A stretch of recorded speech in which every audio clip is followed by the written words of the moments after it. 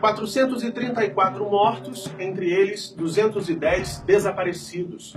Violações aos direitos individuais e coletivos. Prisões arbitrárias, tortura, execuções sumárias, ocultação de cadáveres. Segundo a Comissão Nacional da Verdade, esse é o saldo da ditadura militar no Brasil. Você conhece essa história? Bora falar mais de educação? A democracia brasileira tinha apenas 18 anos quando veio o golpe que derrubou João Goulart em 31 de março de 1964. Era o ápice de uma crise iniciada em 1961 com a renúncia de um outro presidente.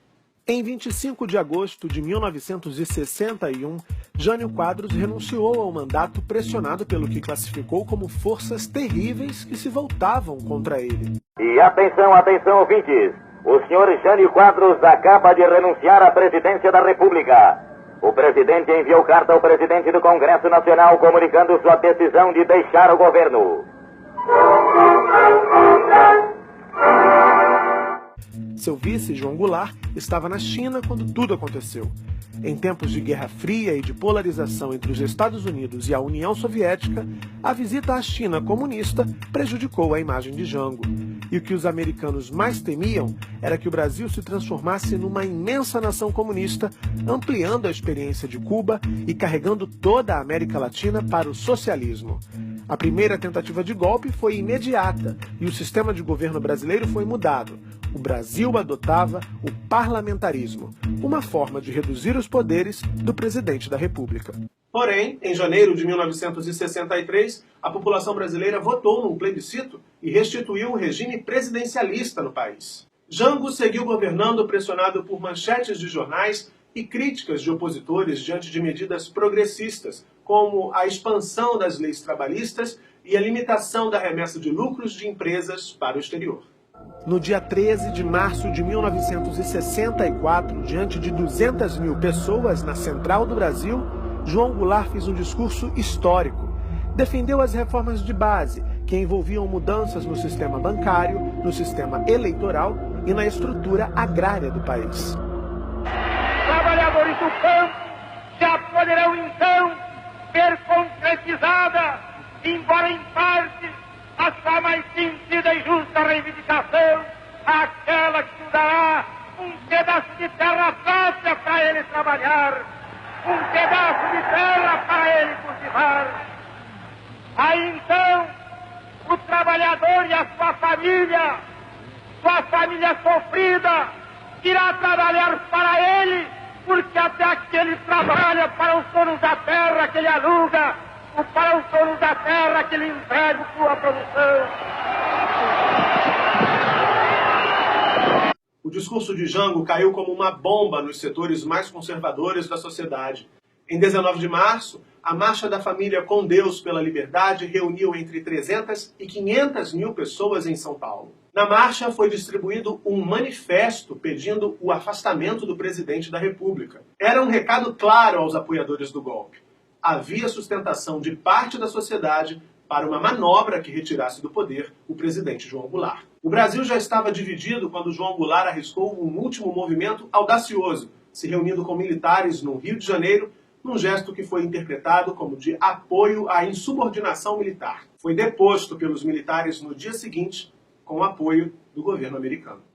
Sob a nossa responsabilidade, a população do Brasil, o povo, a ordem. Assim sendo, declaro vaga a presidência da República. Com o golpe começava um período de cassações, assassinatos, exílios e desaparecimentos. Uma situação que se agravou em 13 de dezembro de 1968, quando o general Costa e Silva assinou o Ato Institucional de número 5, o AI-5. O ato cassava por 10 anos os direitos políticos dos cidadãos que se manifestassem contra o regime e determinava que prisões poderiam acontecer sem que fossem respeitados os trâmites legais. Fica decretado o recesso do Congresso Nacional a partir desta data. Era o Brasil mergulhando em sua fase mais sombria. Com a censura, os veículos de comunicação que inicialmente apoiaram a derrubada do governo Jango não podiam mais denunciar os desmandos do regime. Não se tem notícia de escândalos de corrupção nesse tempo, porque os casos não podiam ser revelados à sociedade. Daí também vem a impressão de que naquela época o Brasil era menos violento. Com a imprensa amordaçada, os problemas do país perfeito propagado pelos militares não podiam ser revelados ao público. Na economia, embora as estatísticas oficiais apontassem crescimento, o país viveu um momento de brutal endividamento, a ponto de precisar declarar moratória em 1982. A ditadura também foi um período de imensa concentração de renda, aprofundando as desigualdades sociais. Em 1960, os 20% mais pobres da população concentravam 3,9% da renda nacional. 20 anos depois, em 1980, os mesmos 20% tinham apenas 2,8% de toda a renda do país. A ditadura durou 21 anos e se estendeu até 1985. O saldo é aquele que eu disse no começo do vídeo. 434 mortos, entre eles 210 desaparecidos. Inúmeras violações aos direitos individuais e coletivos.